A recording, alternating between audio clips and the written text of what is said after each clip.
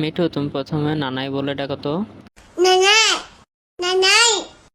মিঠু, তুমি কি কিরণমালা নাটকের কটকটির মতো হাসি দিয়ে দেখাইতে পারবা? না। মিঠু, তুমি তার আগে কিরণমালা নাটকের শুরুতে যেই বাজনা ডাব দেয় সেটা তুমি দিয়ে দেখাও তো সবাইকে।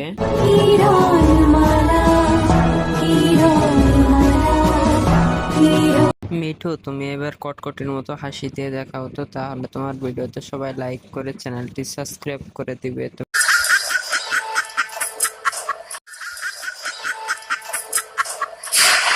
কিরণমালা, যাবি না তুই তোর প্রাণের কুমার।